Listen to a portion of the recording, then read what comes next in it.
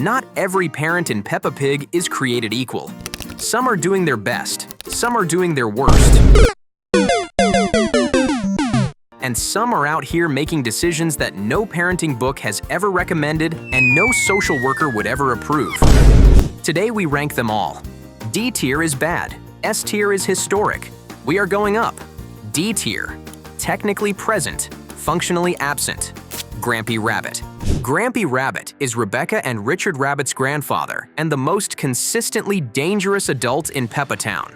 This man has a submarine made of rubbish, a hovercraft, a jetpack, and a rocket he built from scrap metal that he claims has been to the moon. He claims this casually. To children, without a seatbelt in sight. In the Desert Island episode, he gets himself stranded on a deserted island and has to be rescued. Look! Grampy Rabbit's boat is sinking! Don't panic! I've been in worse situations than this. Really? No, this is the worst. He's been stuck on top of a mountain on at least 2 separate occasions. Daddy, chill. He once left Daddy Pig behind at a picnic with a wolf because the boat was full and simply rode away singing. He did not come back for a concerning amount of time. Every vehicle he operates is homemade and theoretically lethal. Children board these vehicles with excitement. Adults look vaguely uncomfortable and then get on anyway. That is Grampy Rabbit's entire parenting philosophy. Build something that probably shouldn't move, put children in it, and see what happens. He lands in D tier, the floor of this list, because for all the chaos, the intentions are genuinely good. He is not neglectful. He is not cruel. He simply operates in a permanent state of consequence-free enthusiasm that the laws of physics have so far chosen not to punish. D tier is where you put the parent who means well and has never once thought about what well means in practical terms. That is Grampy Rabbit. Enthusiastically, catastrophically, affectionately D tier. C tier, present, problematic, plausibly deniable. Mummy Sheep. Mummy Sheep is raising Susie alone and doing a reasonable job of it, except for one thing. Susie Sheep is one of the most casually mean characters in the entire show. She tells Peppa she talks too much. You talk too much. You go blah, blah, blah, blah, blah.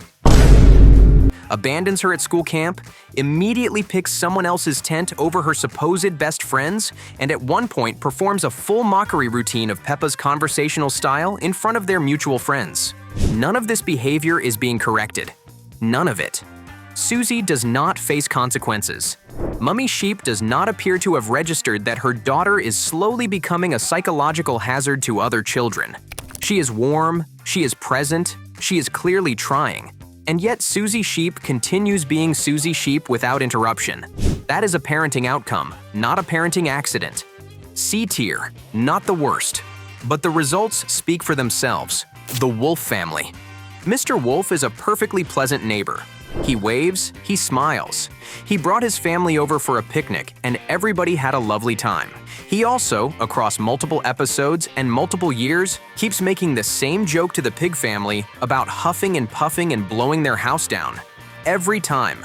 With the same permanent smile, directed specifically at the pig family, about their home, which they live in. This is the parenting environment Wendy Wolf is growing up in. A household where dad's idea of neighborly humor is a repeated structural threat disguised as a fairy tale reference. A household where, in Wendy Wolf's birthday, the entire family steps outside under a full moon and howls together, which the show presents as charming family bonding and which is, by any reasonable assessment, textbook werewolf behavior. What is Wendy Wolf learning about how to handle neighbors? She is learning that you smile at them, you celebrate their company, and you let dad do the bit about the bricks. Every time, without fail. She will be fine. Probably. C tier. The huffing and puffing has not escalated. Yet. Grandpa Pig and Granny Pig. Grandpa Pig and Granny Pig are technically grandparents, which means they are not responsible for day-to-day parenting. They are, however, absolutely responsible for several future therapy sessions. Grandpa Pig has a boat with a pirate flag, a parrot with a history nobody has explained, and an attic that the children are not allowed into, which he mentions casually and then moves on from, as though this is a normal sentence to say to small children and then not elaborate on. His entire approach to grandparenting involves framing actively questionable decisions as adventure. The boat sinks more than once. He encourages the children to keep going. He calls it character building. Social services would call it something else. Granny Pig, meanwhile, spent the entire show presenting as a conventional grandmother figure, biscuits, gardening, sensible cardigan, and then revealed, without warning to the grandchildren, that she used to ride a motorbike and owns a leather jacket. She produced the leather jacket. She put it on. She was completely unbothered by the decades of concealment. The children were delighted. The implications for what else Granny Pig has simply not mentioned yet remain unexplored. C tier. They are not raising these children. They are just ensuring that the children will have extremely interesting things to say about their family when they are older. B tier. Active chaos with good intentions. Mummy and Daddy Elephant. Emily Elephant is one of the most confidently superior children in playgroup. She corrects other children. She announces her accomplishments. She treats every group activity as a competition she has already internally ranked and won. She does all of this with complete composure and zero apparent awareness that it might land badly. Someone raised her to be exactly this. Someone looked at this small elephant, dressed her in a bow, and sent her into the world fully convinced of her own excellence. That someone is in B tier. The results speak for themselves. Daddy Pig. Look, Daddy Pig loves his children. This is not in dispute. He is present, enthusiastic, and cheerful in a way that suggests either extraordinary psychological health or a coping mechanism so advanced it has become indistinguishable from genuine contentment. But let's be honest about the incidents. He stepped into wet cement while explaining to children how cement works. He tried to hang a picture on the wall and created a hole large enough to see through to the neighboring room.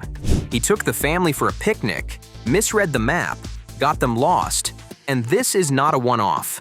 The show has confirmed that every time Daddy Pig navigates, they get lost.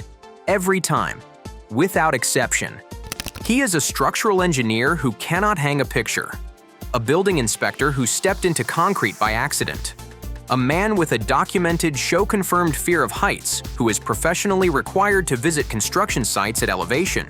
None of these facts line up into a picture of a man in full operational control of his circumstances. And yet, the cheerfulness never breaks. Daddy Pig gets buried in the sand at the beach, used as a swimming float, made the subject of national television exercise commentary by a sentient potato, and forced to say, "Daddy's big tummy" out loud at the entrance of a treehouse his own father-in-law built. He laughs every time. Every single time.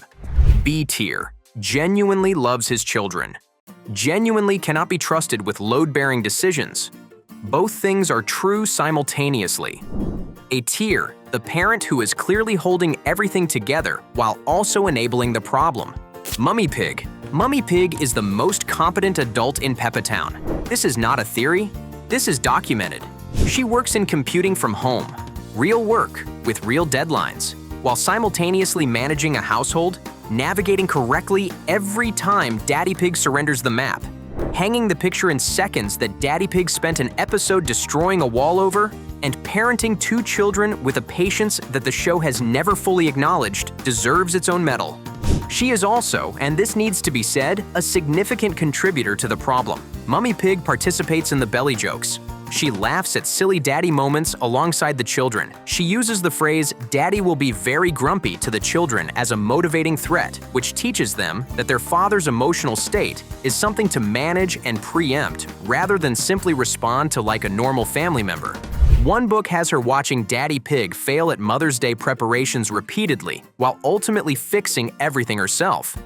And instead of addressing this dynamic, the narrative frames it as charming. The mental load argument is real. Mummy Pig is carrying it. But she is also, every single episode, participating in a family culture where Daddy Pig is the subject of the joke, and nobody asks whether that is good for anyone, including the children watching at home who are learning that fathers are punchlines and mothers fix things. A tier. Exceptional competence. Complicated methods.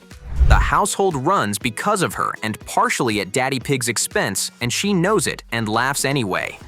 S tier, congratulations, you have won Worst Parent in Peppa Town, Mummy Pig and Daddy Pig. The Beach Incident.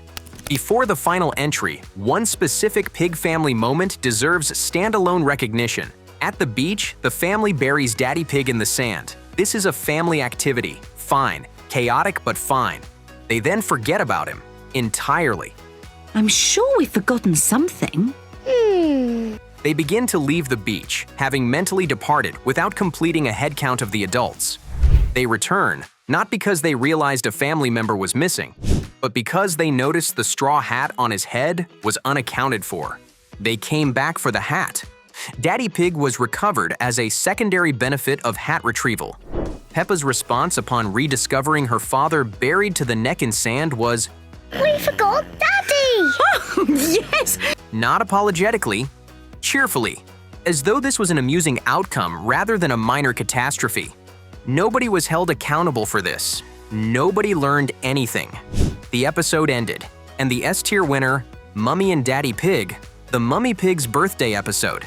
Daddy Pig's gift to Mummy Pig on her birthday was a half-eaten chocolate bar, not forgotten about and purchased last minute, half-eaten, already opened, already consumed in part by Daddy Pig, presented as a gift to his wife on her birthday in front of the children. Mummy Pig accepted this. The children found it charming. The show moved on.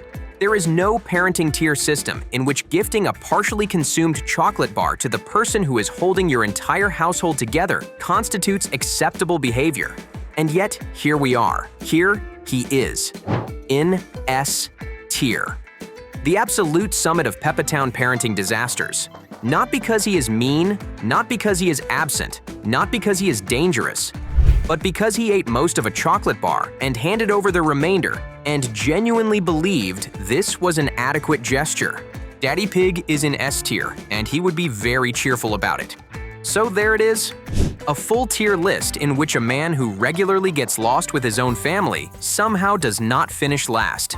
Grandpa Pig has an attic nobody can enter and a parrot with a past. Granny Pig had a secret motorbike and waited decades to mention it. And somewhere in Peppatown, Susie Sheep is performing a mockery routine on her best friend, while Mummy Sheep is in the next room being warm and present and completely unaware. The bar for parenting in this show is not on the floor. It is under the floor, in the cement, where Daddy Pig is also currently standing. Eh? What?